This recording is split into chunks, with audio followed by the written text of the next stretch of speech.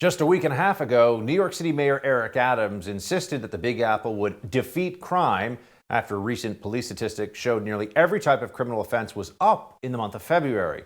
But after the violence-filled weekend the city just had, I think it's time to really question Adams' competence, among other things. Friends, it's time for Hold the Line.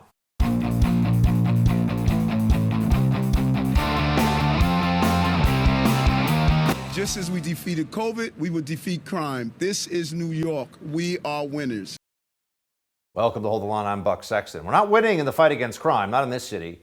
And you have to wonder how this plays out in other major cities all across America that have seen major crime waves. So far this year, it's bleak. Look at New York, look at Houston, look at Chicago, look at Los Angeles, all having bad years for crime. San Francisco, go down the list, Portland, Seattle. Crime all over the place, on the rise, and it's out of control.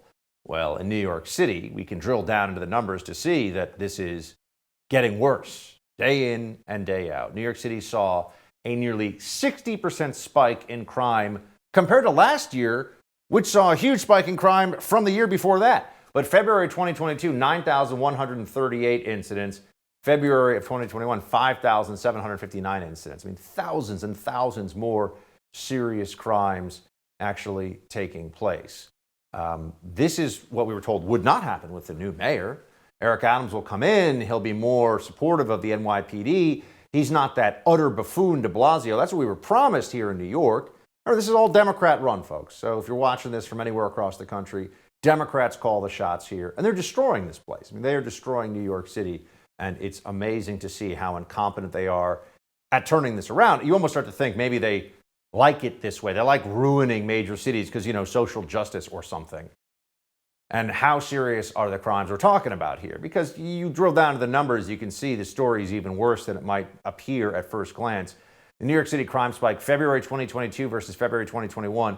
Murder up 10%, rape up 35%, robbery 56%, assault 22%, burglary 43%, car theft 105%, and grand larceny 79%. So here we have a whole bunch of statistics to show you that things are getting really bad. I mean, car theft up 100%, doubling of car theft from a year ago. Think about that for a second here.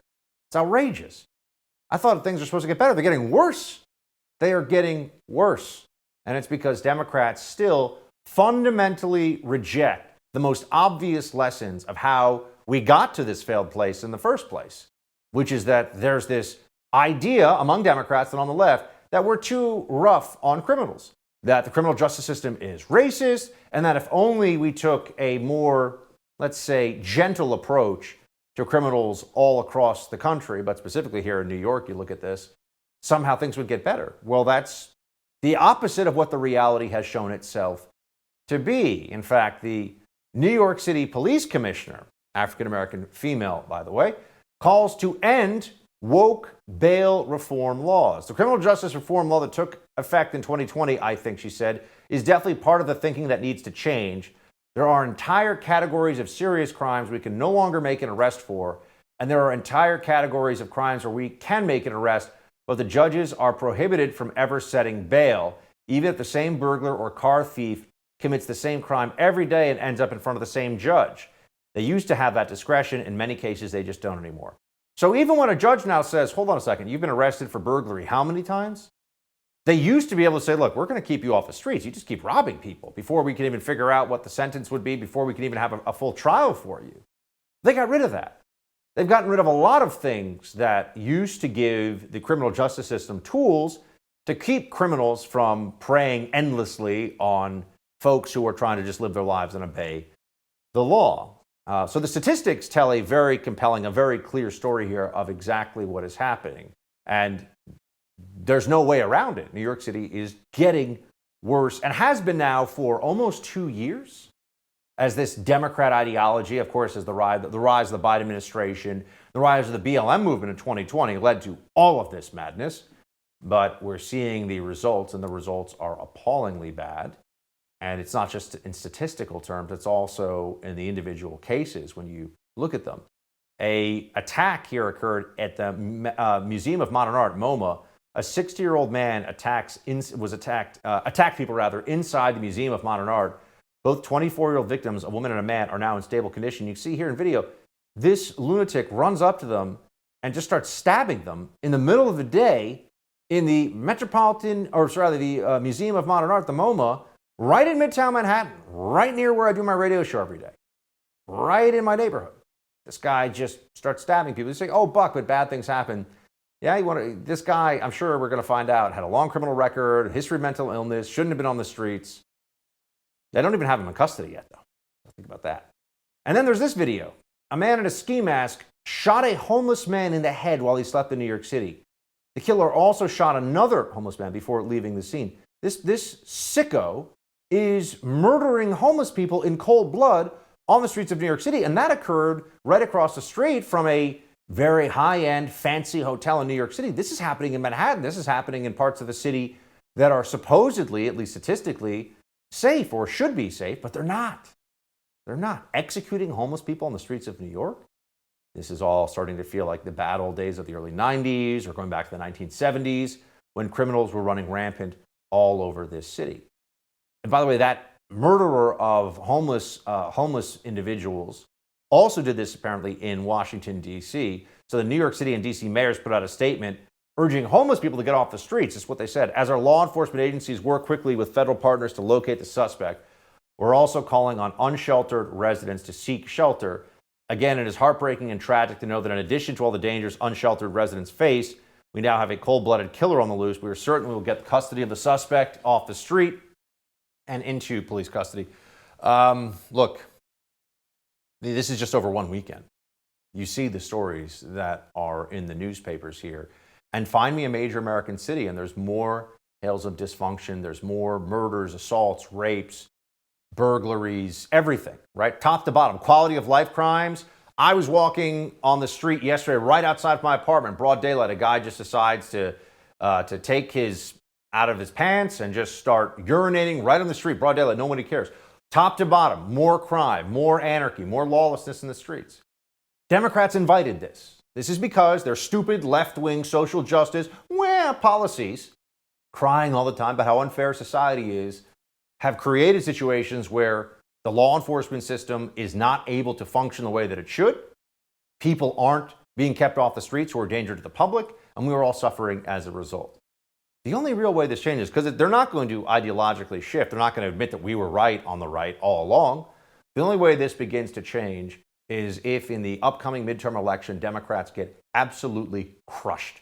Because the only thing that they love truly is power. If they are able to stay in power, it won't matter how many bodies pile up in these cities, won't matter how the crime rate goes, they'll be fine. They'll continue peddling the same crap. So we have to have electoral annihilation for the left-wing commie Democrats in this midterm, or else this will continue. And you or your family members, your loved ones will be unsafe on the streets of American cities and even in smaller cities and small towns in America where the Democrat policies have been unleashed. All right, despite the Russian invasion of Ukraine and Democrats' new strategy of blaming everything on Vladimir Putin, President Biden's approval ratings have barely budged. We'll have more on the White House's political woes with the CEO of American Majority, Ned Ryan, when we come back. But first, let's talk about protecting your home. Hackers capitalize on uncertainty, and Russia's invasion is the type of chaos that can put your homeownership at risk of being hacked. You can expect scams like robocalls, texts for fake donations, emails with unfamiliar attachments. We know those scams. But there's a bigger scam that's hard to detect, even harder to stop. It could cost you your home. It's called home title fraud. It happens when a hacker finds the title to your home online. They forge your signature and remove you from your home's title. Then they'll take out loans on your home and leave you in debt. What makes home title fraud devastating so much is you won't know you've been hacked until it's too late. Go to your county recorder's office, you check to make sure your home's still in your name, or you could do that, or visit HometitleLock.com. Enter your address to see if you're already a victim. It's just smart to do this. Go to HometitleLock.com. Again, that's HometitleLock.com. We'll be right back with Ned Ryan. Stay with us.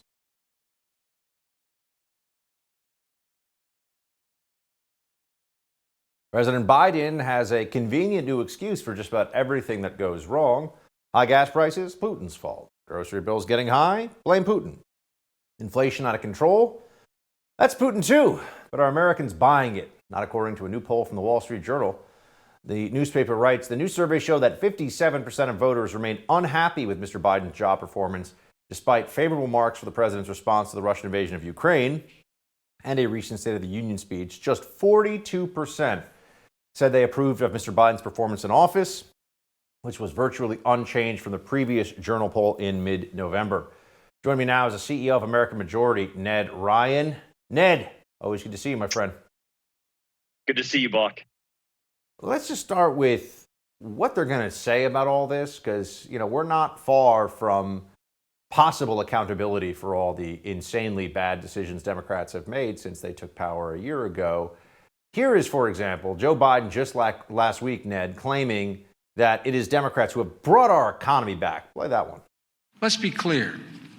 When America's recovery was flat on its back and the economy was flat on its back, it was the Democrats, without a single Republican vote, that brought us back.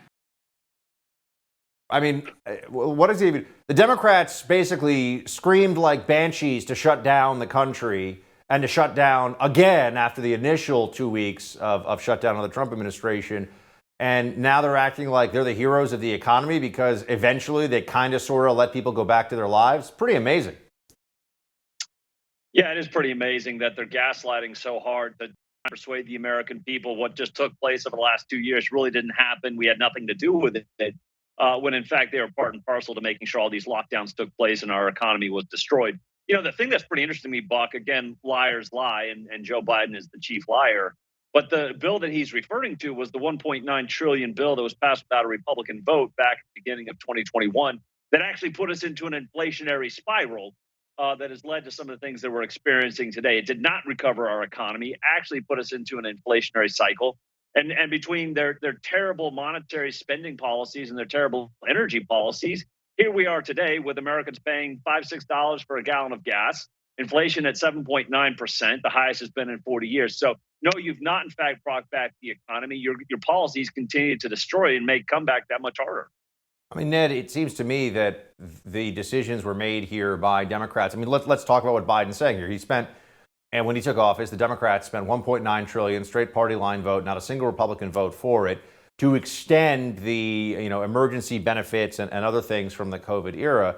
Well, now we're finding out that we're basically losing a month of wages to inflation. Never mind the months you spend working for the tax man. You actually lose an entire month to inflation. It seems like math is having its revenge here on the Democrats' policies.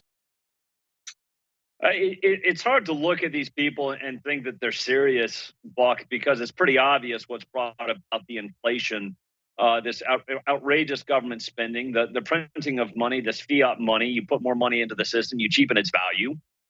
Cost of things have gone up because of the gas prices, not only gas itself, but food, anything else that needs to be transported. And they're acting like the average day American citizen is not paying attention to their policy choices. The thing that's, again, staggering to me, as you alluded to in the opening, that they're blaming everything on Putin. Well, this is all Putin's fault. Russia has caused this. The Ukrainian invasion has caused this. No, the price of crude oil had actually doubled well before Russia invaded Ukraine. Natural gas had gone up 74% before Russia invaded Ukraine. These were all based off Biden and the Democrats' policy decisions that have actually caused these things to take place. And the American people are looking at this, and you alluded to these poll numbers that have been stagnant. I think you got a 4-point bump out of the State of the Union that's disappeared in less than 2 weeks. But you look at his numbers on the economy and inflation, he's still 31% on inflation and economy, and I think 38% on some of these other key issues. The American people aren't buying these lies. And at some point, like you alluded to again, the Democrats are going to have to face the music, and that's coming in November, because I think at that point, I don't see an end to this anytime soon, Buck. This is, again, a trend. The trajectory is not changing because they are committed to it. I tell people all the time, their energy policy, their spending policy, all of these things, these are not bugs. These are features of the modern day Democratic Party that has been consumed by the far left progressive. Here, by the way, we have a moment where the Democrats, it seems, are just going to say things that I have to ask you. I mean, you're a guy who understands political messaging very well, Ned. Pelosi said recently that government spending government spending will lower the debt. And she did it like she was explaining this to a bunch of kindergartners, right? She's like, government spending will lower the debt and is not inflationary. At some point, this really is 2 + 2 = 5. I mean, is that? Does Pelosi think that this will work with her base so it doesn't matter? I mean, who is she speaking to with that? Government spending will lower the debt. She actually says this out loud. Well, they clearly think we're all idiots, Buck. They clearly think their base are idiots, that they will actually believe those lies. But again, it seems like they've taken the advice of repeat a big enough lie often enough and people will believe it, in hopes that nobody will notice the facts are divergent from what they're actually saying. But when you look, and I think one of the key things that people should be looking at, Buck, with everything that's taking place, you can look at Democrats, you can look at Republicans as they parse it out, harden up on either side. Look at the independent. Even in some of these polls where Biden got a little bump out of the State of the Union, he's still in the low 30s with independents, even in the 20s with independents, depending on the poll. The independents are certainly not buying Biden or the Democrat agenda. And that's obviously a huge key factor in modern day American politics that I think is going to be devastating for them this fall moving forward. We know that a part of the messaging, Ned, is certainly going to be some version of Donald Trump is going to come back and steal your children in the middle of the night, the January 6th insurrection, white nationalist coup, there's some crazy stuff. I mean, here's Pelosi saying that if Republicans win in the midterms, they will nullify elections. This is what she says. Watch. We have to show the public the relationship between democracy and their kitchen table concerns. If the other side has its way in suppressing the vote, and nullifying elections, what does that mean? It means big, dark money dominates. So at the kitchen table, people will not have the confidence that they can have lower drug prices or higher minimum wage or better public education for their children or safer neighborhoods free of gun violence, because that big, dark money, which would prevail if the Republicans have their way in suppressing the vote and in nullifying elections. I mean, seriously, what the hell is she talking about? Like that was just wow. I have to tell you, even though I've been in politics a long time, Buck, I still am stunned that people say these things. Money. Oh, I don't know. How about Mark Zuckerberg's $419 million that he spent in the 2020 elections? Democrats love them some dark money, soft money. But the amazing thing about them too is they always project onto Republicans what they're actually doing in trying to nullify elections and manipulate electoral results. All Republicans are doing, and this is what is irritating and frustrating and making Pelosi and the others so angry, is that you're seeing a lot of state legislatures across the country, they're outlawing Zuckerberg. They're actually passing legislation to require voter ID. They're actually doing things to secure and make our elections free and fair so that the American people can actually have confidence in our elections. But Democrats love the soft money. They love to be able to have manipulate the elections. And in regards to democracy, this is the other staggering part to me, Buck. When Democrats talk about democracy, it's whatever they say it is. And democracy for them is we're in control perpetually, and we have no dissidents. We have nobody disagreeing with what we have to say, one-party rule. That's the Democrats' definition of democracy. Ned Ryan, my friend, always wise, always worthwhile. Thanks for being with us. Thanks, Buck. Iran has claimed responsibility for a missile barrage that struck near a U.S. consulate in the city of Erbil in Iraq.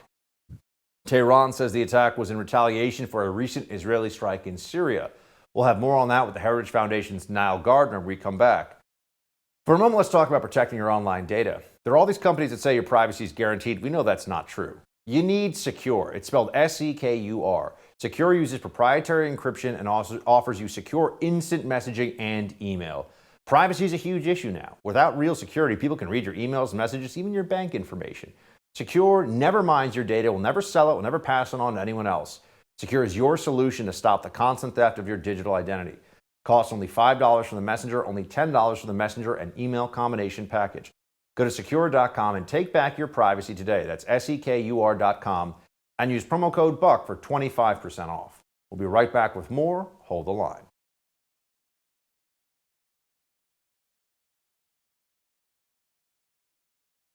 Iran claimed responsibility on Sunday for a missile barrage that struck near a U.S. consulate complex in the city of Erbil in northern Iraq. The Islamic Republic says the attack was retaliation for an Israeli strike in Syria that killed 2 members of its Revolutionary Guard. In a statement, White House National Security Advisor Jake Sullivan said, We will support the government of Iraq in holding Iran accountable. We will support our partners throughout the Middle East in confronting similar threats from Iran. The missile attack comes at a precarious time for the United States as the Biden administration continues its effort to reach a new nuclear deal with Iran.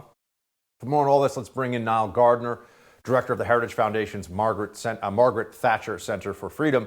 Niall, thanks for being with us. My pleasure. Thank you, Bob. Just because of the war in Ukraine right now, there's not a lot of attention being paid to this incident of missiles being fired into Iraq, targeting a consulate that is a U.S. consulate, U.S. Facility. Tell me what happened. I mean, how did this occur, and what should we know about it? Well, I think the main thing to know about it, of course, is this is an Iranian sanctioned attack with the missiles actually, sent against a U.S. target under the orders of the Iranian government. I mean, clearly, Iran is behind this action. This is an act of aggression, act of terrorism, of course, by the Iranian regime. And these missiles landed very close to the U.S. consulate in Erbil. It could have killed Americans. And so this is a direct attack on an American facility. The Iranians happened to miss in this case, but they could have taken American lives. And, let's be very clear here with regard to what's happening. I mean, this is an act of terror, an act of war, frankly, by the Iranian dictatorship. I'm in no doubt as well that Iran and the Russian regime as well are closely collaborating on various fronts to undermine the United States. There's no coincidence that this attack took place during the Russian invasion of Ukraine. And both Russia and Iran basically are two of the world's biggest state sponsors of terrorism today. So, let's be under no illusions here with what we're dealing with. Moscow and Tehran closely collaborate on multiple fronts. I suspect that they coordinated the timing of this, this attack. Iran is behind this attack. What has been the U.S. response so far? Absolutely zero, as far as I can tell. I mean, some tough words may be coming from, the National Security Council, but what has the U.S. actually done to respond to this? I think if President Trump had been in power, there would have been a military action already, actually, in retaliation against the Iranians, but nothing has been done so far. Very disappointing response, I would say, from the Biden White House, as usual. No surprise there. It might be surprising to people to hear that the Biden administration, while Iran just fired these missiles, right, or Iranian missiles were supplied to some third party that fired these missiles, the Biden administration is trying to get an Iran nuclear deal going. Is this going to affect that deal? Why would Iran, at this moment in time, do something like this when it seems like they're about to get a deal that would be even more favorable than the first nuclear deal? Well, I think, the Iranians think they can do whatever they want, basically. And, their understanding is that the Biden administration is so keen to get a deal, a new Iran nuclear deal or a slightly revised Joint Comprehensive Plan of Action, JCPOA as it's known. The Iranians think they can act with impunity. And, to some extent, actually, they're right, because if you look at the complete lack of response from the Biden administration, this tells us everything we need to know about the weakness of the Biden approach. And, the Biden administration has made getting a deal with Iran a very top foreign policy priority. I mean, they have literally been pursuing, a stunningly, appalling policy of appeasement towards Tehran. The Iranians just think they can do whatever they want under this administration because they don't expect any kind of military pushback. They expect the Biden administration to continue seeking to do a deal with Iran at any cost. It's also staggering as well, Buck, that the United States is partnering with Russia on getting an Iran nuclear deal, while the Russians are murdering thousands upon thousands of civilians in Ukraine, and yet the Russians are being treated like a partner by the Biden administration. And this just beggars belief. I mean, I cannot understand the thinking, the mindset behind this. That's involved in all of this. Can you explain this one to us just for a second? The Wall Street Journal headline here: U.S. won't negotiate Iran-related sanctions with Russia to save Iran nuclear deal. You got a lot going on there. What's happening? Yeah. So basically, I mean, in principle, the U.S. is saying that they are not going to agree to Russia's demands with regard to the Iran nuclear deal. So the talks have been put on hold. But I suspect, of course, that the Biden administration is going to go back to the negotiating table. So they temporarily put these talks on hold. The Russians have also refused to negotiate further temporarily, and the Russians, of course, are making all kinds of unreasonable demands here. But at the end of the day, the United States is still prepared, in terms of the big picture, to negotiate a deal with Iran. That has not changed, even though there's a temporary halt in these negotiations. So I'm convinced that the Biden administration is going to move forward with getting a deal with Russia and Iran at almost any cost here, because Biden wants this to be part of his sort of foreign policy legacy, and he's absolutely devoted and committing to getting a deal with Tehran. Also, the Biden presidency wants to buy oil from the Iranian regime because of America's lack of energy independence. And so, this is a staggering series of sort of decisions here.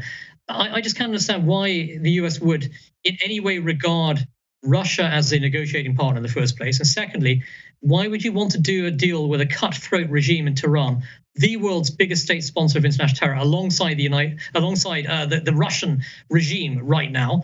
And so, it makes no sense to be negotiating with both Russia and Iran at this time, especially when the murderous Russians are, wreaking havoc across Ukraine, taking the lives of thousands upon thousands of people. What message does this send to our adversaries that the US is willing, to go to the negotiating table, despite the sort of, temporary hiatus, obviously? What is the difference from what we know between the updated Iran nuclear deal of the Biden administration from the previously signed Iran nuclear deal of the Obama administration? Well, as far as I can tell, there isn't really much difference between the original Joint Comprehensive Plan of Action, the original Obama-era deal, and the new Iran nuclear deal. There's barely no difference whatsoever. In fact, I would say the deal's even worse, actually, in many respects. And it's not going to prevent Iran from becoming a nuclear weapons power. It doesn't hold Iran to account for its ballistic missile program, its conventional weapons program, its acts of terrorism, its interventions in foreign wars, including in Yemen. This new deal just looks like the old deal. In fact, it's actually arguably even worse than the old deal. So the original Obama deal was a disaster. Donald Trump was right to withdraw from it. And now Biden wants, the Iran nuclear deal 2.0, which is basically just as bad as the original, if not even worse. So it's not going to prevent Iran from becoming a nuclear weapons power. The Israelis, of course, are fundamentally opposed to this new deal. I'm in no doubt that Israel will actually do all it possibly can to take out Iran's nuclear facilities if this deal goes ahead. Joe Biden is once again sort of sleepwalking on the world stage, bowing down to the mullahs of Tehran. He's also prepared, obviously, to bow down to Vladimir Putin. And Russia wants this deal in place because it sees Iran as a close ally. The Russians also want to develop their own sphere of influence in the Middle East. Iran is a useful vehicle for that. Tehran and Russia closely collaborate on multiple fronts, and so this deal would be a huge favor to the Russians, a huge favor to China as well. China would also be fully invested in this deal. They're supporting this deal. So anything that benefits Moscow and Beijing and Tehran at the same time is an incredibly bad thing in my view. But Biden doesn't seem to care about that. Niall, always good to have your perspective. Thanks so much for being here. It's my pleasure. Thanks very much, Buck. Treasury Secretary Janet Yellen is warning the U.S. could be looking at a full year of high inflation, a far cry from earlier predictions the economic pain would be transitory. Remember that? We'll have more on that with the First TV's Tina Lowe coming up after the break. Stay with us.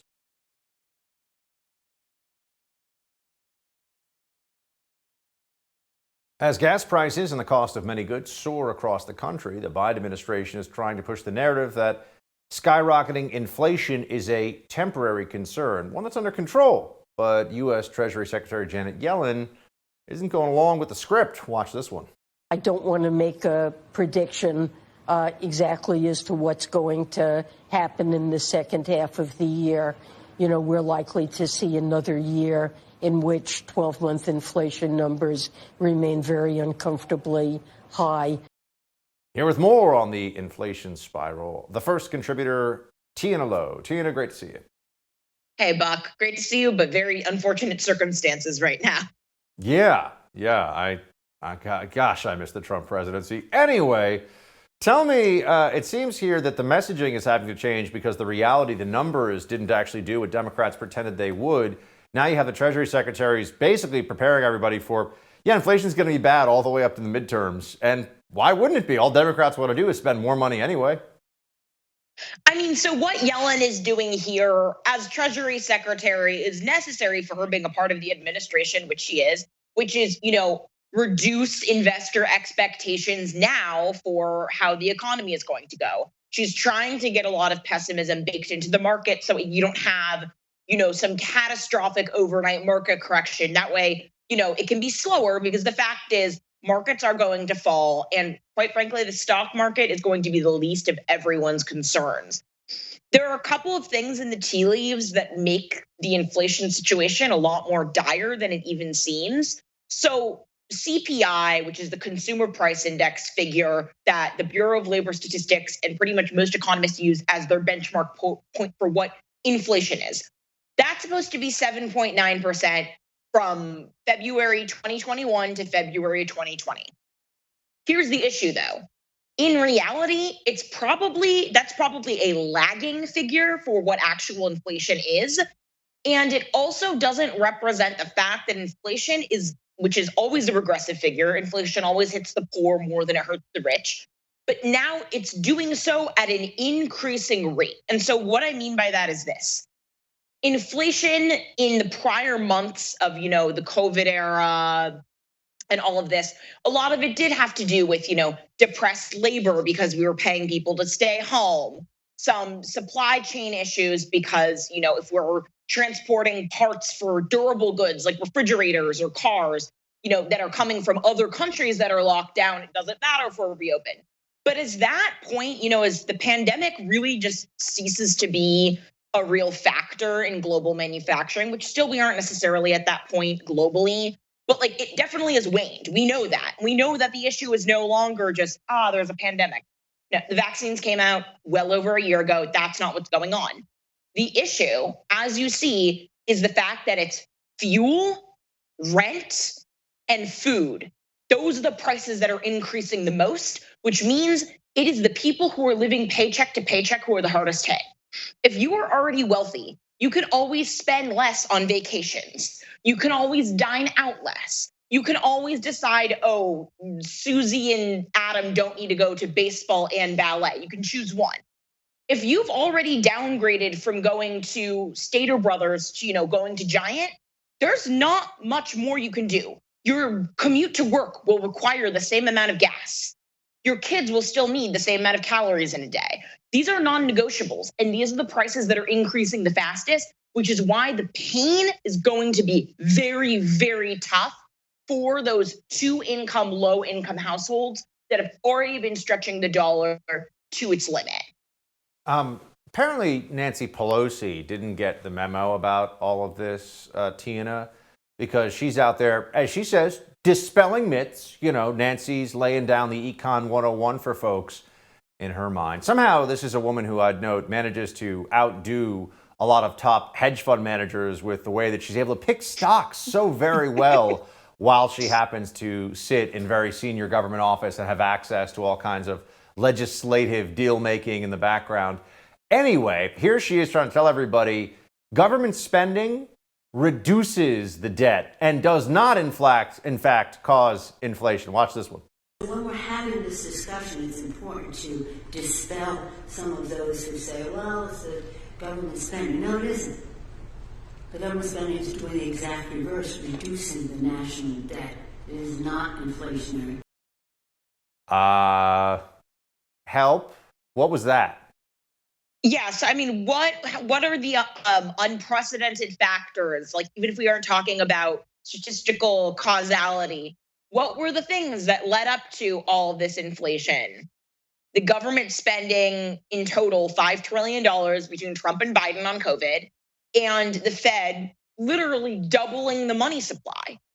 Those are the two things that happened. And the only reason why the Fed did that is because the executive branch gave the Fed the green light. Rhetorically speaking, the Fed doesn't want to look like it's undermining the presidency, especially as long as there's a Democrat in office. They've made that much clear. The myth that the Fed is independent is very funny, but not true.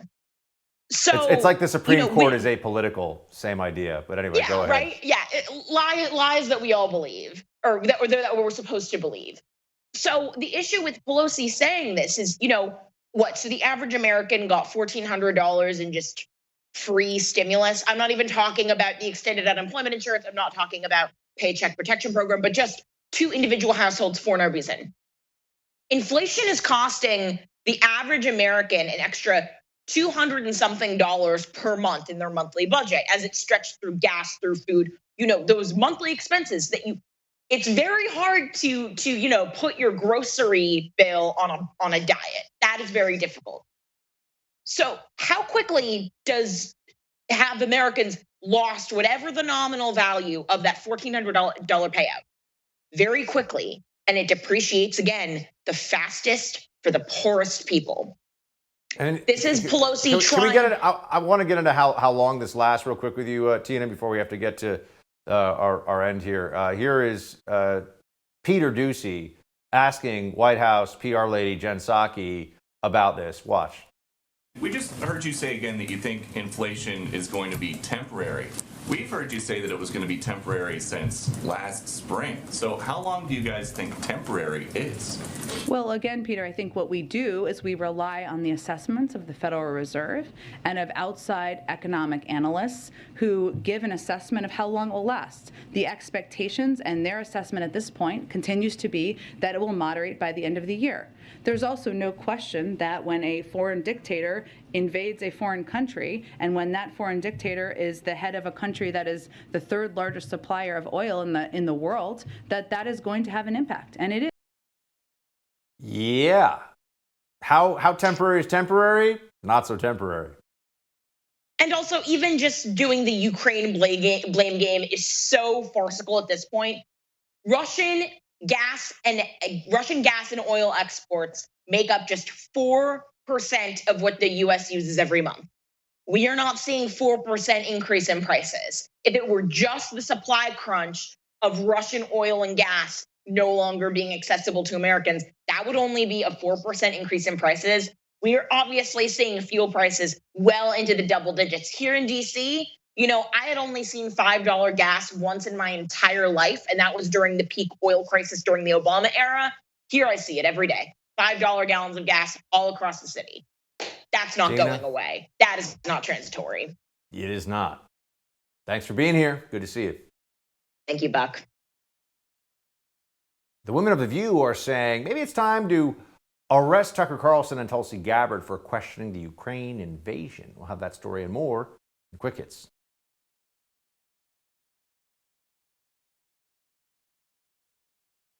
The ladies of The View are calling for the arrest of dissenting voices in the Ukraine invasion. And are you ready for a 4th booster shot? CEO of Pfizer is. We got those stories coming up in Quick Hits. Let's get to it. So the left believes that they somehow are the saviors of our democracy, right? Defend our sacred democracy. They say stuff like that all the time.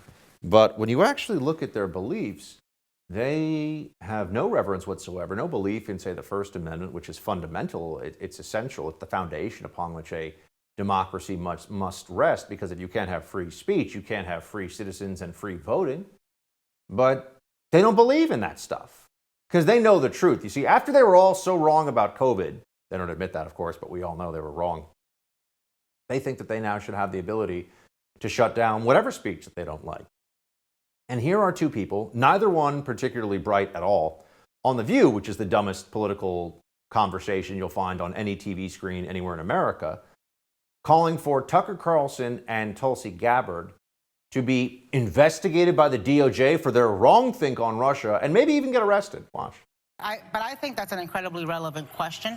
Yeah. And I think DOJ, in the same way that it is setting up a task force to investigate oligarchs, should look into people who are Russian propagandists and shilling for Putin. That's being, if you are a foreign asset to a dictator, it should be investigated. They used to arrest people for doing stuff like this. If they thought you were colluding with a Russian agent, if they thought you were putting out information or taking information and handing over to Russia. Yeah. They used to actually investigate stuff like this, and I guess now, there seems to be no bar. Yeah, just, arrest the people we don't like for the things they say we don't like. This is common among the left these days. I mean, this is what Democrats and progressives run around saying on a regular basis. So there are some Democrats in the media who are starting to recognize that there's an inescapable conclusion that one must draw about U.S. foreign policy and the realities of the Russia-Ukraine war right now, and that is, this didn't happen when Trump was president.